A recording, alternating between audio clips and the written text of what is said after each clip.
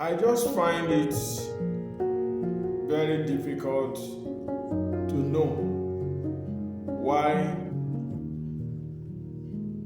people find it difficult to forgive their fellows for whatever offenses they may have committed against you. You find it so difficult to forgive. Why? Why do you allow someone to build castle in your heart? Why do you allow someone to rent free accommodation in your heart?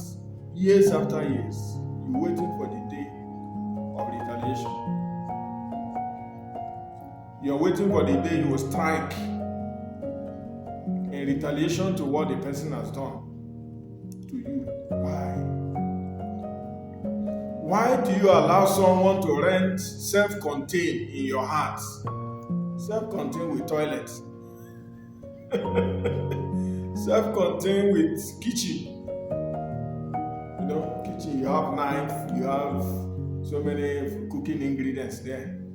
So it's not just about the kitchen, but there are so many things there. So I'm going to stab him, I'm going to deal with him. Those are the kitchen utensils now. They are all there. And those ones are waiting for the day of retaliation. The knife will come out, the salt will come out, the pepper will come out, so that when you stab, you need to put pepper. You need to put salt so that the person will feel it so much. Why? Why do people rent bungalow in your heart and they don't even realize it?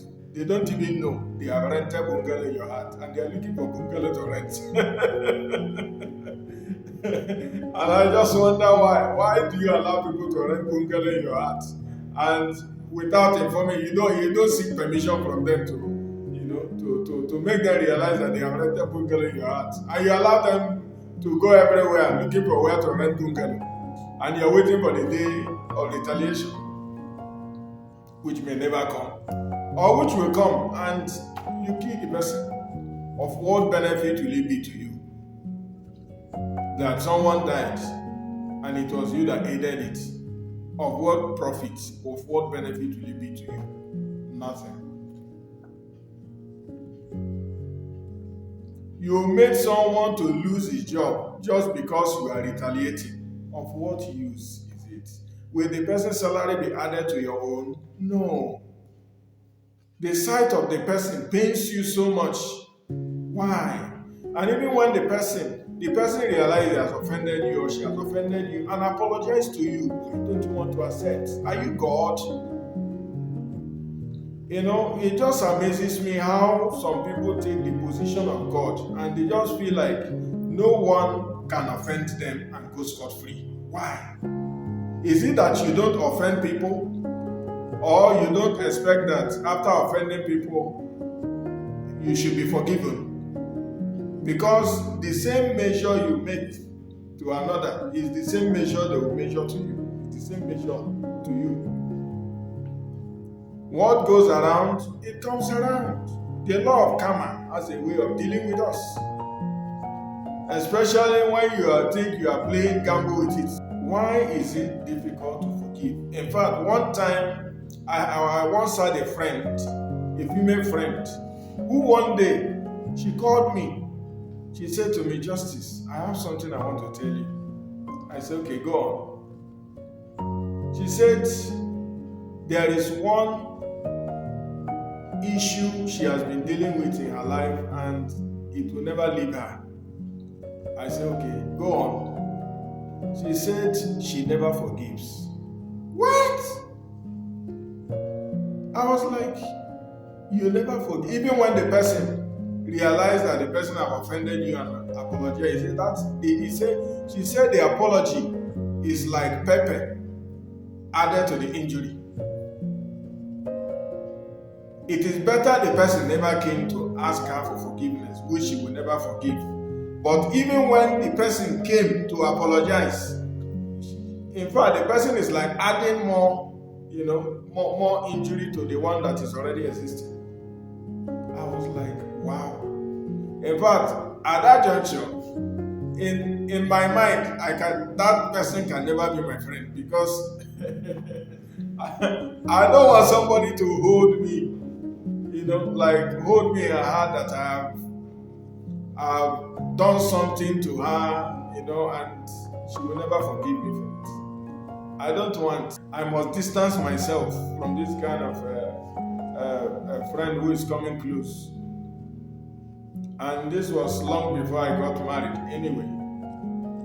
So, and I begin to wonder, is it that, does this person have something? Of course, you expect that I will start praying for her. I started praying for her actually. I started praying for her, and one day, what I saw baffled me. I was in my dream, and I saw a very big python, and I started praying, speaking in tongues, and then all of a sudden, the python turned, and it happens to be this person now. And so she was very furious, she was very angry. I was trying to call her, in that dream I was trying to call her, she wouldn't listen to me. Okay? So when I woke in that dream, it occurred to me that the anger she has been expressing and the anger that wouldn't let her be is probably that python in her. So, unforgiveness is demonic. Bottom line. Unforgiveness is demonic. If you find that you are unable to forgive people for their offenses, you are unable to forgive the offenses that people meted against you, even when they asked you for it. And remember that one thing leads to another. When you don't forgive people their offenses, neither will your Father in heaven forgive you. Even though you claim to be praying, your prayer is going nowhere. You have something in your mind against someone, and you don't want to come out open or clean to say, I have something against you, you've offended me, I'm not happy with you. I'm not happy with you. So that you make room for the person to apologize. Or are you like that person who said, if you apologize, you're adding more injury to the one that is already existing? Are you like the person? If you are not like that person, what stops you from opening up to tell the person, look, you rented accommodation in my heart all these years. I want to forgive you, but this thing you did was not good. Instead of you to seek for every avenue, every opportunity to retaliate, that any opportunity you see to step back, you will take it. You are not a child of God. You don't have the fear of God in you. It is this python in you, python in your life. That's what is causing that. Unforgiveness is worse than cancer. Unforgiveness is worse than HIV/AIDS. Unforgiveness is worse than COVID-19. Unforgiveness is worse than Ebola. It's a disease. A disease that emanates from the pit of hell. Satan's vow not to forgive God. even if God has ruled him out for heaven. So everything that God holds there, Satan is against it. He wants to stand back. He wants to do. God pushed him out of heaven. Okay. So every measure to offend God is there. Are you like Satan? Are you also opposing God? When God says forgive others for whatever they did to you. In fact, disciples of Jesus, they came to him asking him, how many times in a day will somebody offend you and you forgive? Until 7 times. And Jesus said, who says 7 times? Until 70 times 7. 70 times 7, my dear. In one day, it means you really for you to allow somebody to offend you until 70 times 7. That means the person, that is the work of the person that day. Because even if the person talks like parrot, the person cannot offend you for that number of times in one day. It's not possible. Okay? So that is to say, there is nothing someone can do to you that you are not expected to forgive. You should forgive people. Forgive people and be free. Forgive people and be happy. Forgive people and be able to mix up. Forgive people their offenses. Why do you carry it in your mind? Allow people to occupy your mind day in, day out. When you see the people, bitterness stirs up in you. It rises. It rises in you. When you see them, it rises in you. There is a sense of this, it's like I should blow him. It's like I should blow her. It's like I should just squeeze life out of her. What nonsense. What insolence. The person can never do anything good in your sight. Do you know the reason? Unforgiveness. Because you have never forgiven that person for what the person has done. You have not, and you refuse to forgive the person. You allow the castle to stay year after year, month after month. You don't want to forgive. Why? In fact, to a point, you are even dishing out the accommodation. You are even extending it, going to other people, cajoling the person, the same person. You open his story. This person is this, is that. And as long as the hatred continues, there is nothing good you will see in that person. There is nothing good you will see in that person. You will continue to peddle lies, even lies about the person, just to make it, to justify your hatred for the person. You are not doing God's will. You are doing Satan's bidding. That's what you are doing. You are doing Satan's bidding. So think around you. Who is it that you have so much hatred for in your heart? Who is it that this bitterness stirs up? The moment you hear his name, her name, you don't want to hear it at all. Something in you begin to rise. In fact, you begin to develop high blood pressure because of it.